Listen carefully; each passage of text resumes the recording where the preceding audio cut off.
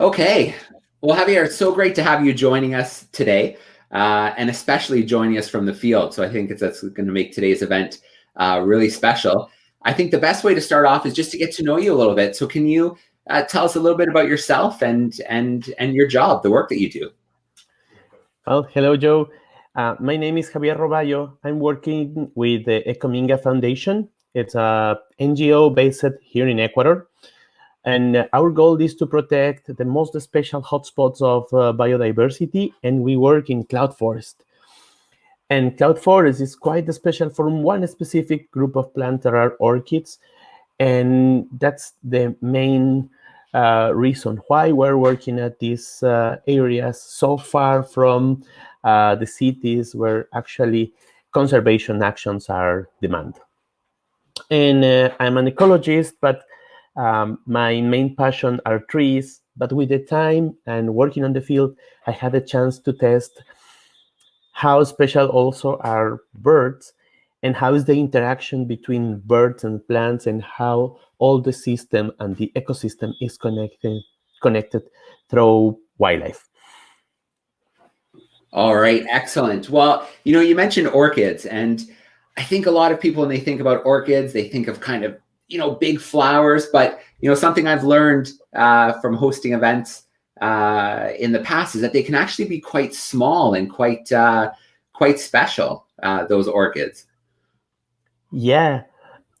In Ecuador, we have almost 20,000 vascular plants, and 25% of all these plants are orchids. And the majority of these orchids are in some very small, inside very tiny, tiny flowers.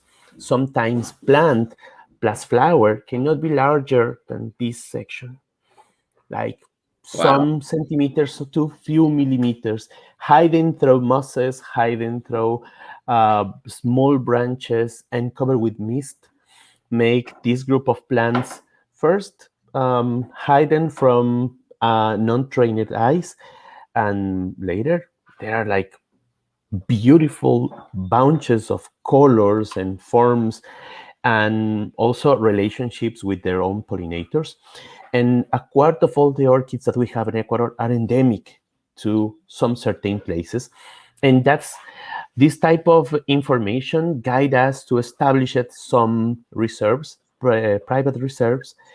And that's the reason why we have this effort on this corner on the border between Ecuador and Colombia. We are on the northwest area, on the Chocó rainforest, and also we are just touching the tropical Andes region. So we are in a beautiful place that is full of endemic species, and also some species that are still undescribed. And that's part of the work that we are doing here. We work with a lot of researchers and scientists, and they make fascinating work. But without local people, without people that is coming with us and learning how we are just keeping a different level of value to the forest, the intact forest, this work cannot be made. And the main group of people that help us are our park guards. They are very special people that is related with us. And with the time and with our daily relationship, they learn, and little by little, they are making nice discoveries. Yeah. And they help us to just to create and protect in a real way these areas. Oh, yeah. I mean, it must just be, you're in the reserve right now. I know you're getting ready to start another expedition. It must be such an exciting feeling. Anytime you head out in the field in a place like the Dracula Reserve, you just don't know what you're going to find. And it must just be so exciting, that the possibility of what you're going to see and potentially new species and the biodiversity. I mean, I can only imagine how excited you are to get the expedition going. Well, some of my friends tell me that I don't have a job, because all the time I'm happy and I'm expecting to come back to the field, to come back to the forest. And it's true. All these places are so special, and I can hike from the same trail 1-2 times during the same week. And we will discover different elements, new things, new shapes, new flowers coming up, and including on top of these things, birds that are coming and probably new records, special things that only happen when you are just on the field. Mhm. And if just with you, you have people like our gardens, our park guards, you can have a special mixture how to use time and how to take advantage from the daily activity on the field. So it's for us, it's especially for me, just doing this work without park guards is almost impossible. They are just good hands and good eyes to increase our experience here. Yeah, well, let's dive into that a little bit more. Let's dive into the role of the, the rangers, the guards. What, what's kind of a typical kind of day like for them? I know, when people think of rangers, they always think about the security side of things, but there is a lot more to the job than just the security side of things. So can you tell us a little bit about, the day to day? What kind of work are they doing in the field? Well, during this during the last years, we discover working on the field how it's the real role of a park guard. It's not only somebody that can patrol boundaries, as you mentioned. It's people that can link us with the community. It's people that can have good relationships and good point inside the communities to talk for firsthand and explain what kind of problems and what kind of things we are doing. It's people that wants to increase the value of the biodiversity, people that wants to learn about nature. And that's most of the profile. And of course, they have special abilities on the field. They know how to orient it inside the forest without the GPS, without the compass. They can read the weather. They can read the when it's dangerous to stay in one point, or how to cross a river, how to just climb a waterfall, and how to discover a new trail in places where we never been. So that's the type of people that create the real role of a park guard. And they, with the time and with the experience with the researchers, they little by little discover other things, other phases of the life. And without these like feelings to understand nature, we cannot have a full park guard. One of the most valuable things is people involved in a real way in the things that we are doing. And our group of park guards, they really love the work that we make.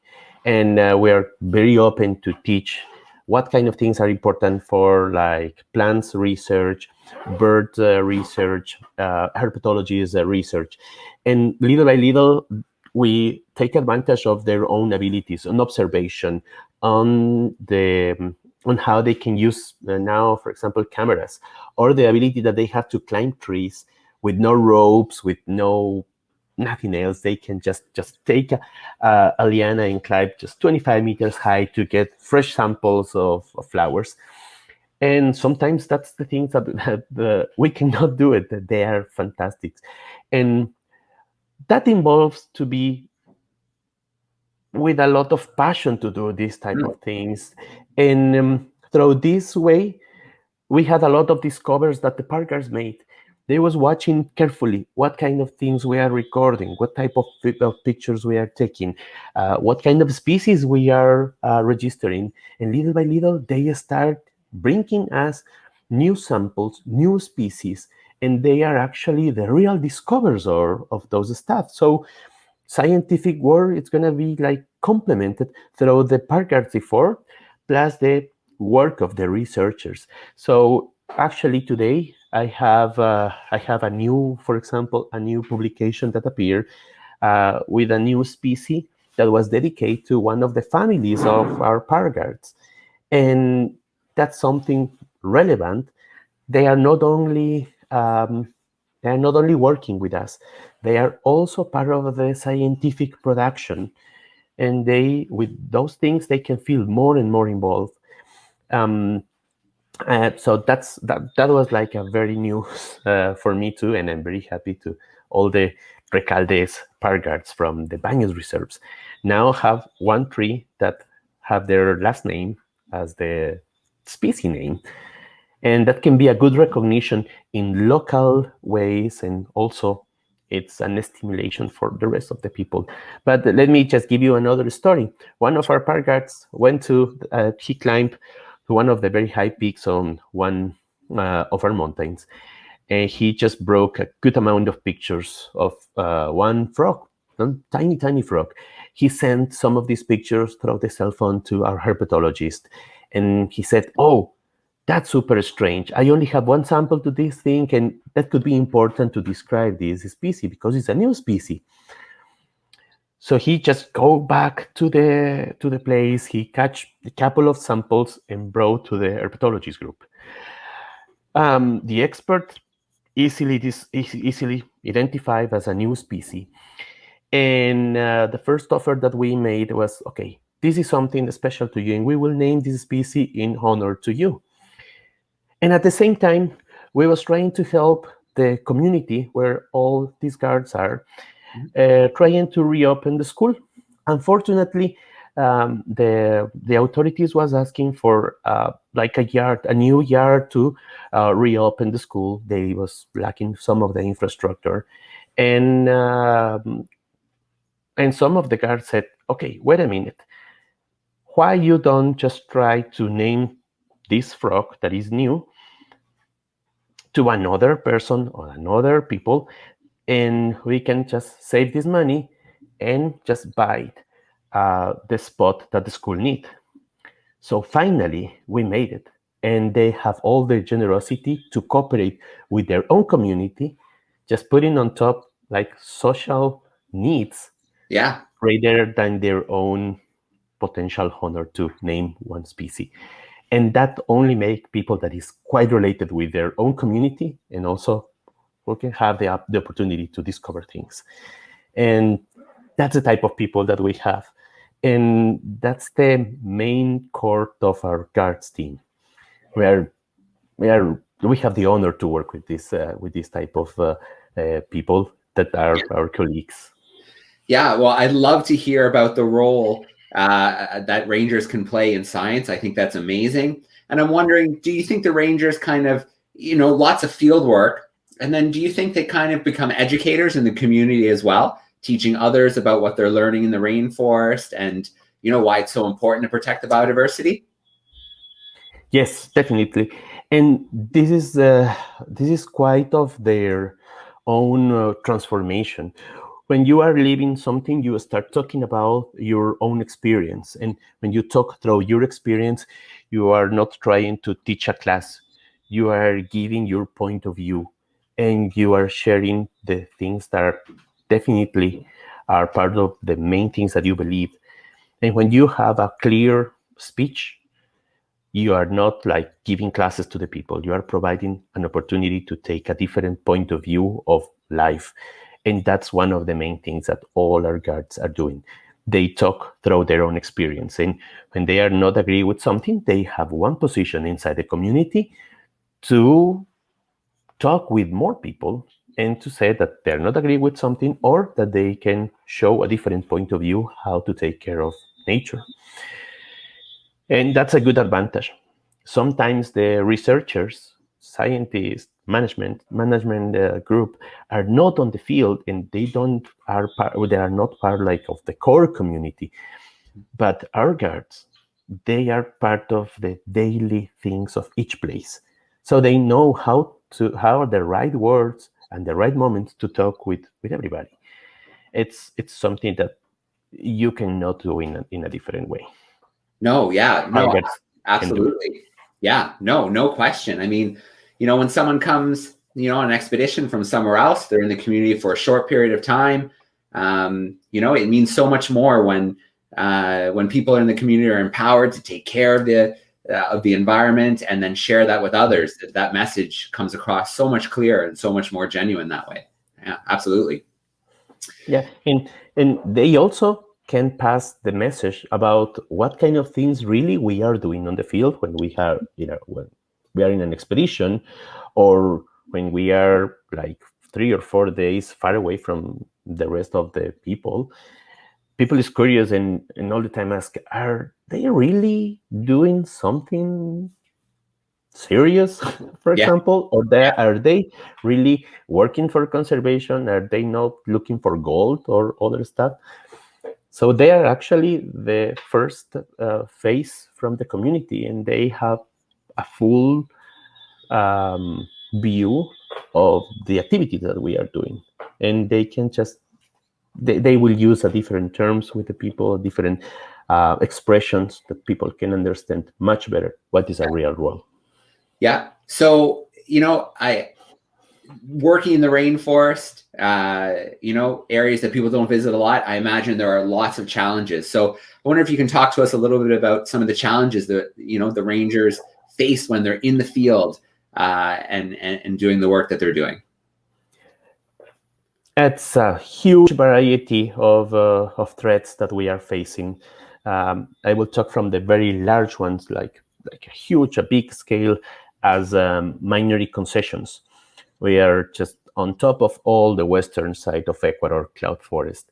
It's almost all in mining concessions. So big companies have the rights to use huge amounts of forest without taking any care of the endangered species, of the ecological process that are happening.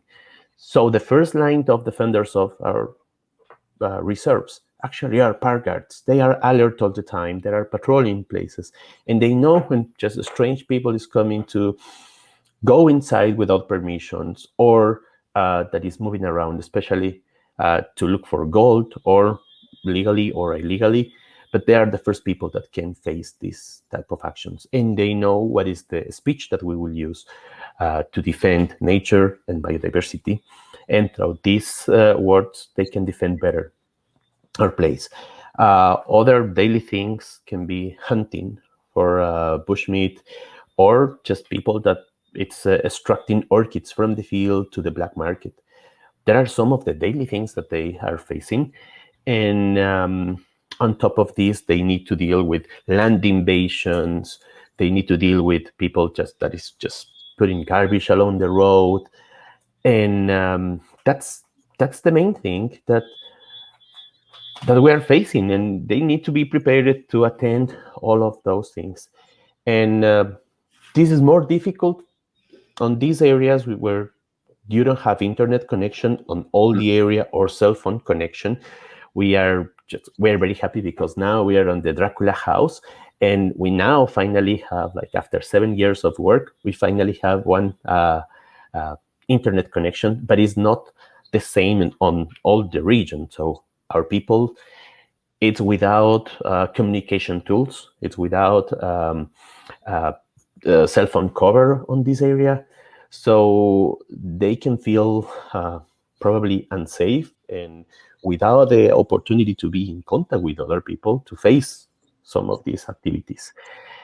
So yeah, that's some of the main problems. And of course, they are patrolling by motorcycles, by cars, by just walking through the forest. And also they sometimes are facing healthy problems, and they need to just take care knees and back. And it's a lot of work, physical work, mental work, social work, that they need to face. And they need to take care also from venomous snakes and spines and rocks and landslides. So it's a lot of things to take care. But they know how to move on these places as safety as possible. And they do this type of work because they believe on their own criteria to take actions through and under all these threats. Yeah, no, it's a challenging job, but rangers are just such a passionate group of people, and it's so great to hear their stories, the dedication, and I imagine just moving around through the rainforest can be really challenging and very physical, very tiring. So, that gets me thinking about what drives rangers, what drives you to do the work that you're doing. So I'm wondering, is there a story, or I'm sure there's lots of them, a time when, something happened that fuels you up, keeps you going. Is there, a time like that you can think of, a story from the field?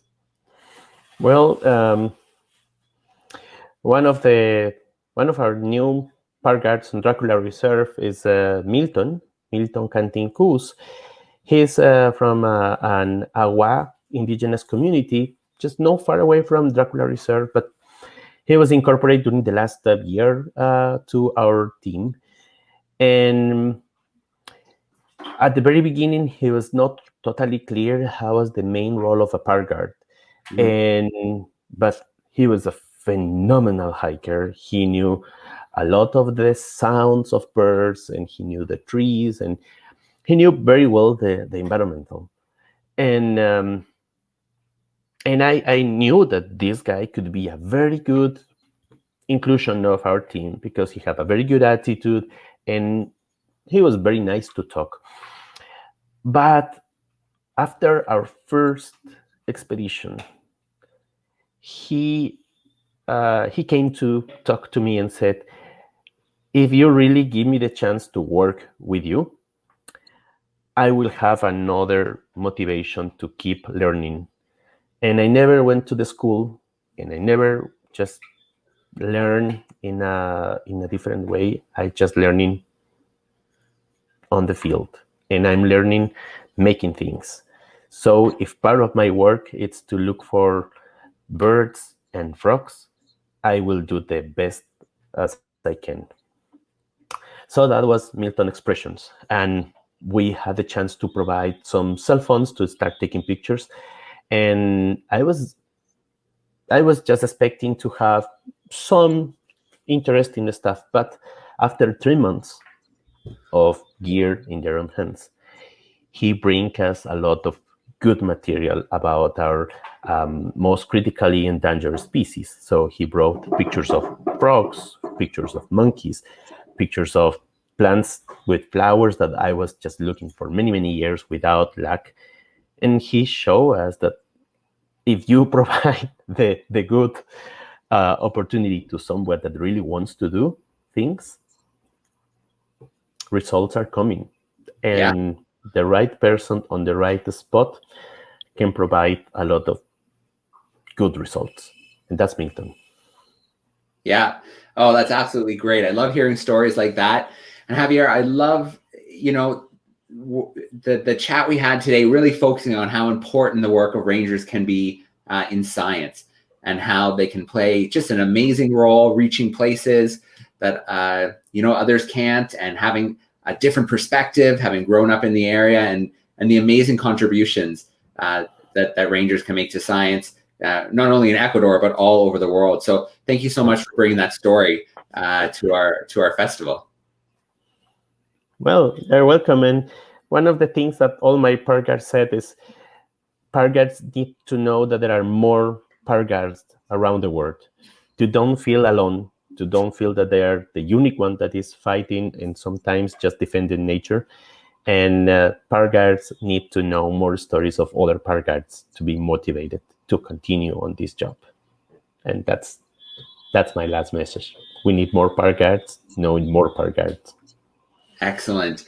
Well, again, Javier, thank you so much for joining us. And I know tomorrow is a big day, another expedition heading out to the field. So obviously, best of luck. And I can't wait to hear about all the discoveries, what you see, what you find. So yeah, thank you for what you do. Thank you for what your team does. And good luck out there. Thank you, Joe. And we will give you news. All right. Good news. Bye.